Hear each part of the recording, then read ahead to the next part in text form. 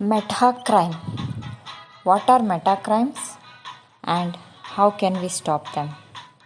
Metacrimes are those crimes occurring in the metaverse. They challenge our definitions of crimes in the digital realm because they do not fit into existing frameworks of reporting and investigating crime. It is found that crimes committed in the metaverse have commonalities with the conventional cybercrime. For example, both involves different kinds of illegal activities happening online or in virtual spaces. As technology gets better, these crimes are also becoming more global and anonymous.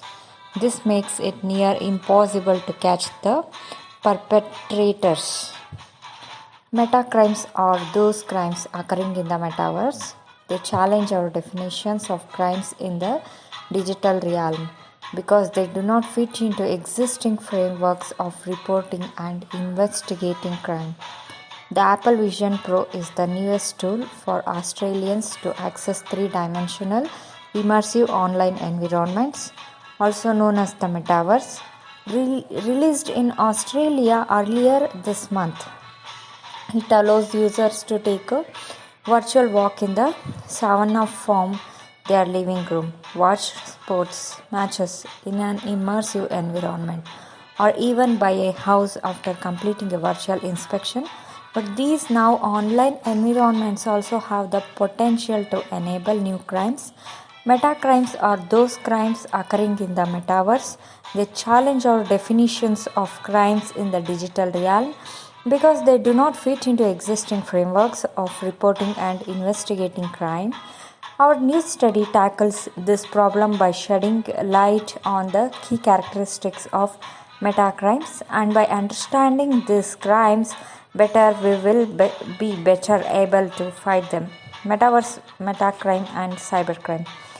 The metaverse is a loose term describing a kind of three-dimensional virtual world that users access via a virtual reality headset. The 2018 movie Ready Player One provides a good visualization of what the metaverse might look like. In the movie, people put on special goggles and pick their avatar to enter a massive interactive digital universe where they can do almost anything.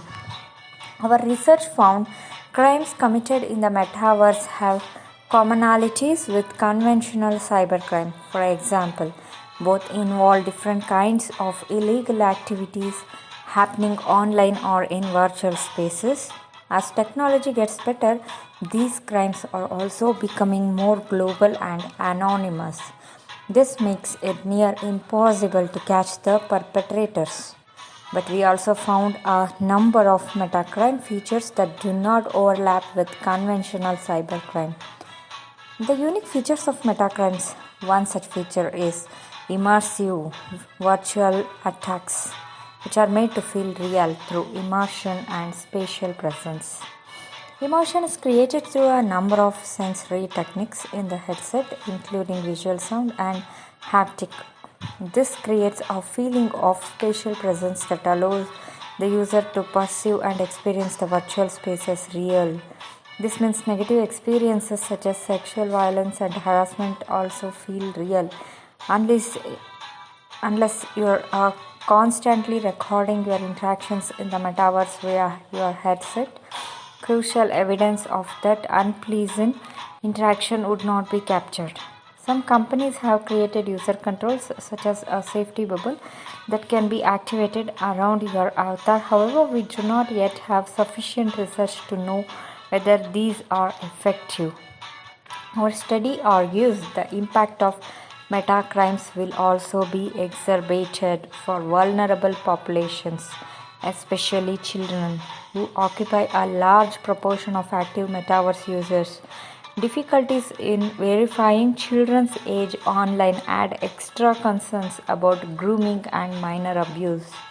We also found other risks, including hacking and recording of a person's environment, manipulation of VR technologies, such as haptic suits that enables users to physically engage with virtual spaces, also enable perpetrators to inflict direct physical harm on users.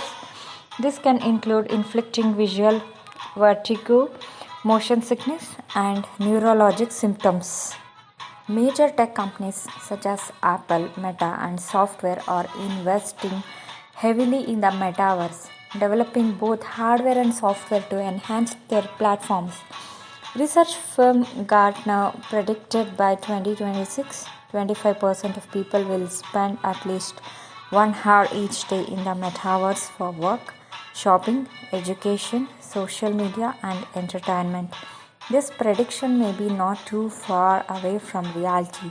Australia's e-safety commissioner's national online safety survey conducted in 2022 found 49% of metaverse users said they had entered the metaverse at least once a month in the last year.